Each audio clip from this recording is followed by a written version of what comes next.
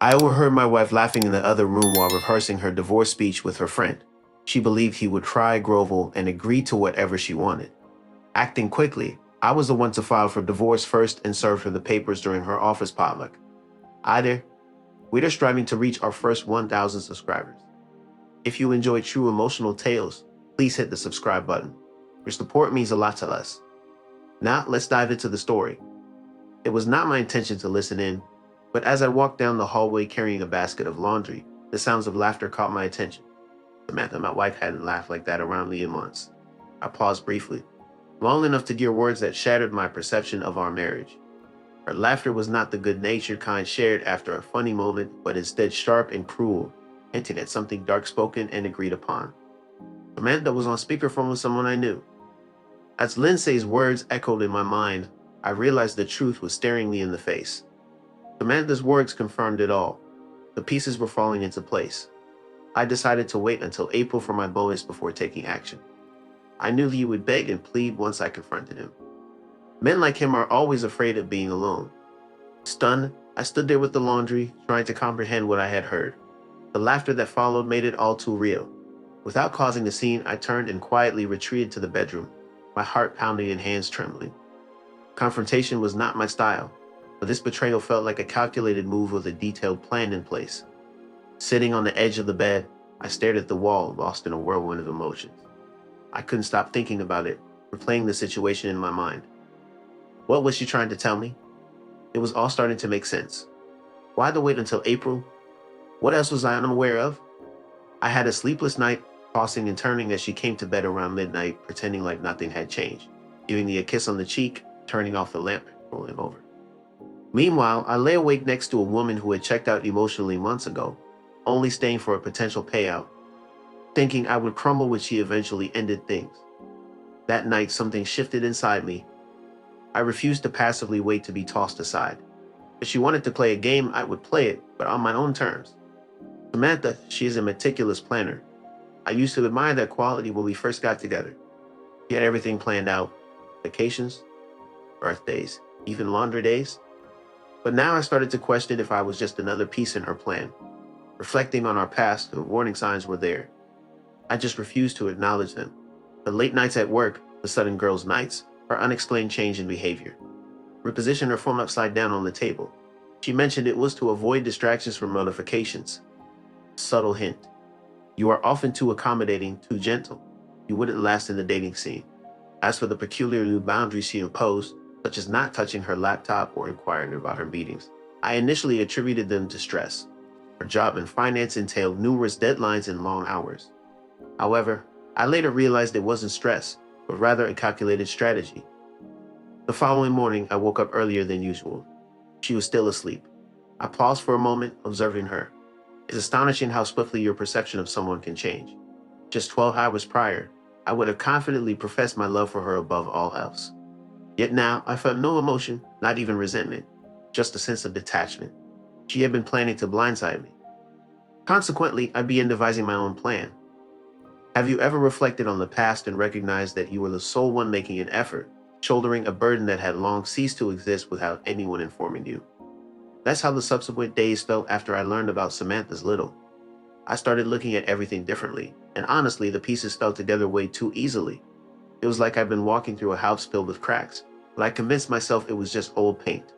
She was pulling away months ago, maybe even a year, and not in a we're growing apart way. No, this was more tactical, cold measured. I started to replay old moments in my head, almost obsessively. Conversations that didn't seem weird at the time suddenly looked like red flags with sirens blaring.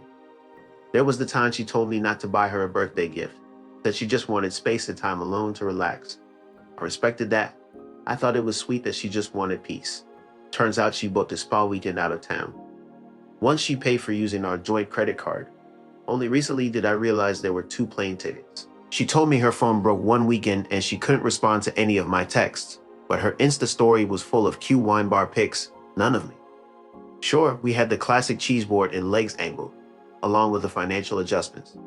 She proposed merging our bank accounts for simpler tax reporting, which I viewed as an act of trust and transparency. However, things took a different turn when money started going missing. Initially, it was small amounts like $1,300 here $600 there. When I inquired, she dismissed it as bills, subscriptions, and annual renewals. Reluctant to be the overly controlling spouse, I let it go. Yet what I overheard that night made me dig deeper. With relentless determination, I decided to investigate. One morning, I seized her laptop while she was showering, as we both knew each other's passwords, so I had assumed. To my surprise, her password had been changed under the guise of its security policies at work. Waiting for the right moment, I tried again that night while she slept, hoping for a breakthrough. Despite Samantha's intelligence, she seemed careless with certain details. I made a few educated guesses at her passwords, our dog's name, her college, and her favorite quote from the office, and after 3 attempts, I managed to unlock her computer. Among the work-related documents in a folder named Final Key 2 on the desktop, I stumbled upon a file called plan.diff. It became clear to me that this wasn't just a backup plan, it was the actual plan. Inside the PDF were details such as a breakdown of our joint assets, a timeline marked before bonus/after bonus, notes like file after April and maximize year-end payout, a list of items to claim sole ownership of including the car I had purchased, and even a pre-written email to her attorney saved under ready to send when needed. It was evident that she was preparing for a smooth exit that would leave me financially drained, bewildered, and utterly taken aback had I not overheard a conversation that hinted at her intentions. The most unsettling part was a note at the bottom that read, "He won't fight. He never does. Just wait him out." This revelation struck me harder than anything else. She not only intended to leave, but she also assumed I wouldn't have the strength to stop her. That's when my mentality shifted. I decided I wouldn't break down or beg. Instead, I resolved to beat her to the punch. The following weeks unfolded as a subtle conflict, clandestine battle, akin to a silent game of chess where only one player was aware that it had commenced. Samantha remained oblivious, thinking I was unaware of her intentions. She appeared more cheerful, acting at ease, returning home earlier on some evenings, offering to cook, and even suggesting we plan a summer vacation. I played along, nodding, reciprocating gestures, kissing her goodnight, professing my love. I felt as though I was coexisting with a stranger in my own home. However, in the background, I was meticulously gathering evidence. My first move involved creating digital copies of essential documents, bank statements, tax returns, car titles, investment records. Every piece of paper she considered insignificant, I scanned and discreetly emailed to myself using the fabricated Gmail account specifically crafted for this covert operation. Additionally, I procured a duplicate credit report, which unexpectedly revealed 2 unfamiliar store credit cards. One was registered to a P.O. box 2 cities over, and yes, it had a balance. So while Samantha thought I was watching Netflix and half dozing on the couch at night, I was scrolling through statements and noting every weird purchase, every cash withdrawal, every hotel charge that didn't align with any work trips she'd mentioned. Second step, I hired a private investigator. I felt ridiculous doing it, like something out of a cheap daytime soap, but my gut told me there was more. The PI was an older guy named Rick, ex-cop, quiet, efficient. I told him what I suspected and handed over the details. All I said was, "I think my wife's trying to pull something big. I need to know how deep it goes." He asked me to give him 2 weeks. I gave him 3. In the meantime, I kept playing the role. Samantha was ramping up the act. She started complimenting me out of nowhere. Been working out. Dinner was amazing tonight. That kind of thing. She even initiated, which honestly made my stomach turn. It was as if I had been sleeping next to a trap, unknowingly playing my role, smiling and saying all the right things. If she had any suspicions, she never let them show. Then came the bombshell. One afternoon, Rick called me and delivered the news in a way that made it clear it was serious. The photos he sent were a gut-wrenching blow. It depicted Samantha with a man I didn't recognize. He was tall, clean-cut, her typical finance guy, pictured kissing her in a hotel lobby, holding her hand in a cafe, and getting into a car with her late at night. His name was Landon.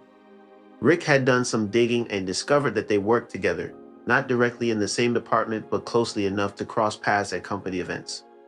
The hotel's digital records revealed they had checked in together 4 times over the past 2 months, always under his name and always on weekends. It later emerged that Landon was divorced and eager to move in with Samantha once her own relationship was officially over. However, what truly sent shivers down my spine was when Rick uncovered security footage from the hotel bar showing Samantha and Landon sitting closely together, or laughing. And then I saw her mouth the words, "He's just a placeholder. Landon, you're the future."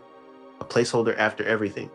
Years of support, helping her through her career change, covering for her when she lost her job in 2020, sticking through family drama, paying off her car loan. I was the placeholder. I didn't rage, I didn't cry, I didn't punch a wall or throw things. I just felt something inside me go still, like a light switch flipping to off. And right then, I knew what I had to do. I wasn't going to just leave. I was going to end it my way. Here's the thing about being underestimated. It gives you room to move. Samantha thought I was predictable. She thought I'd break down, beg her to stay, make her feel powerful, that I'd be too confused or too hurt to think clearly. And maybe if I hadn't heard her speech that night, I would have been. But once I saw the whole game board, I stopped playing defense. Now I was planning something she didn't expect, to be served first. I met with a divorce attorney named Myra, who was sharp and direct, not one to sugarcoat things. I confided in her about everything: Samantha's plan, the backup plan, financial transfers, and the affair. Myra listened attentively and imparted wise words that stayed with me. If she's preparing for a smooth exit, surpass her. Take the lead in controlling the situation. Stay composed and proactive. We meticulously outlined our strategy in a single session. Mara assisted me in collecting necessary documents, freezing joint expenditures, and initiating the filing process promptly. With concrete evidence of infidelity and financial deception on hand, there were no legal obstacles in my way. We delved into credit statements, archived emails, and tax records, identifying oversights in Samantha's plan. Mara even strategized on how to safeguard the anticipated bonuses. Samantha was counting on securing them in the divorce proceedings if I filed first. By the time Samantha contemplated seeking legal counsel, I would have already made significant progress. What made it even better was that we documented all our findings in a sealed packet containing evidence, timelines, emails, and even the transcript Rick had helped compile. From the hotel footage, the next step involved precise timing. My goal was to make the delivery public yet not cruel. It needed to be efficient and impactful. The perfect opportunity presented itself when Samantha was busy preparing for her company's annual spring potluck. This event was more than just about food and conversation. It served as a morale booster and a platform to celebrate employee achievements. Samantha was set to host the event, which meant she would be in the spotlight giving speeches and handing out accolades, all while smiling for office photos. This was also where Landon would be present. Unbeknownst to Samantha, I was aware of the event and had managed to secure a spot on the guest list. Remaining silent had its advantages, as people tended to underestimate me. Samantha had forgotten that I had helped design the invite templates and set up the RSVP system in the past. With my lobbying credentials still active, I added myself as a guest under a coworker's name, printed a badge, and gained access without raising any suspicion. Mara handled the official delivery, ensuring that it was executed smoothly and without any unnecessary drama. It was a silent but impactful service. In the meantime, I prepared for my next move. I maintained my performance, acting as a loving husband at home. I playfully discussed summer plans and suggested helping pick out a dress for a potluck. I even proposed inviting her parents over for dinner. Despite her smiles and affectionate gestures, I could see her smug confidence, thinking she had everything under control. What she didn't anticipate was a surprise awaiting her in just 4 days. On spring potluck day, as the weather was perfect and the atmosphere tranquil, I parked near Samantha's office. Calm and resolute, I sat in the car with a bakery box on the passenger seat. Inside were divorce papers neatly stacked, along with our financial documents, awaiting her unsuspected discovery. I examined the evidence of her affair and composed a personalized note on thick stationery.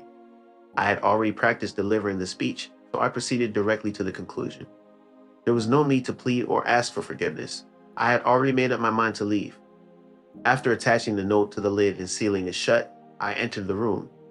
The receptionist barely acknowledged me as I displayed my RSB badge. Amanda's company wasn't particularly large, and amidst the arriving guests, I was just one more name on the list. The potluck had been arranged in the office's event room, complete with balloons, catering trays, folding tables, and colleagues dressed in weekend casual attire. The front of the room stood Samantha, radiant in a floral dress, looking as if she owned the world with Landon by her side, not bothering to conceal their connection. His hand lingered near the small of her back, a gesture that seemed all too familiar. While they were not physically touching, the intimacy between them was palpable. Upon noticing me, it took Samantha a moment to recognize me. Although her smile remained intact, her eyes widened with surprise.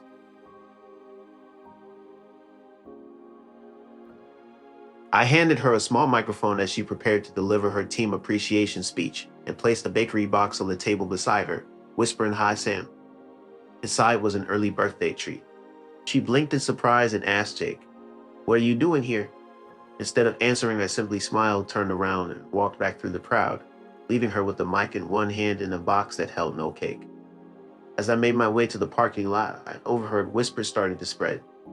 By the time I got there, I had 3 missed calls from Samantha, but I chose to turn my phone off for the night. I wasn't sure how she would react when she came home, angry, desperate, or pretending to be calm, but I had already left before she could find out. LD left a brief note on the kitchen counter announcing that the locks had been changed. For any further inquiries, individuals were advised to get in touch with Mara. Bud shared that they had spent the weekend at their friend Drew's place, enjoying grilled steaks and watching old action films as if nothing had transpired. The following week brought chaos. Samantha attempted to communicate a range of emotions via text messages, from feeling blindsided to claiming potential illegality and suggesting that things could still be resolved through discussion. Notably, she did not refute any allegations. The aftermath included Landon's dismissal, HR intervention, and the revelation that office relationships were technically prohibited, with anonymous photo evidence with timestamps being submitted. It remained a mystery as to who was behind the submission. Samantha was transferred to another department, signaling a clear demotion, and the impact on her reputation was evident as her team became aware of the situation. 3 months later, the divorce was finalized swiftly and smoothly, devoid of courtroom theatrics, long drawn-out battles, or emotional pleas, with the process concluding through methodical paperwork and strategic maneuvers. The narrative about Samantha ends abruptly, conveying a sense of mystery or speculation. I never saw it coming, and I didn't cry, not once. Not when I moved out, not when I signed the final documents, not even when I saw her name disappear from our bank account and become just another memory in my inbox. Instead, I felt relief, not the happy kind, the earned kind, the kind of peace that comes after walking away from a fire you didn't start, but damn sure made sure didn't burn you down with it. She tried to flip the script, of course. That same week after the potluck, she showed up at Drew's apartment twice. The first time, I didn't answer. She stood outside for 10 minutes. I watched from the upstairs window while she cried into her phone. The second time, I opened the door and handed her an envelope. Inside was a copy of her own Plan B PDF printed in color. I didn't say a word. She didn't either. She just stared at it like it was a ghost and walked away. The court took one look at the timeline and ruled in my favor for almost everything because of her affair. The lawyer caught purchases made on our joint account. I received a credit card that was used for hotel stays, gifts, and even Landon's rent for 2 months. Mara argued that this was considered marital fraud, and it ended up working in my favor. I was able to secure a fair split and walk away without having to pay any alimony. It turned out that Samantha had been relying heavily on a final bonus payout, which was suspended following her demotion. This left her in a tough spot, forcing her to sell her car and temporarily move back in with her parents to save money. However, she didn't disclose the full story to her parents, instead painting me as the villain who blindsided her out of nowhere. Mara made sure to document the truth for the record, just in case. On the other hand, Landon ghosted Samantha after losing his job, indicating that their plans to start a life together lost their appeal. Rick mentioned that he relocated to another city shortly after the incident, changing his contact information and blocking her on all platforms. Despite Samantha reaching out to me again, suggesting a casual coffee meeting, I chose not to respond. I opted to keep the situation private, refraining from publicly criticizing her online or tarnishing her reputation to mutual acquaintances. I continued with my life, making changes like switching gyms and purchasing new items without causing unnecessary drama. Despite recent challenges, I found solace in a cozy apartment by the lake. Each morning, I enjoy a quiet moment with my coffee, simply breathing. It may not be extravagant, but it's my sanctuary. Slowly re-entering the world of dating, I found someone who appreciates my humor and makes me feel at ease. The best part? I didn't resort to anger or confrontation. Instead, I granted her wish for a divorce on my terms. She assumed I would break down, but I stood strong. In the end, she signed away everything I left behind. This is my story. If you're still listening, you're part of our community. Hit subscribe for more tales of upheaval. Trust me, what's coming next is even more chaotic than this.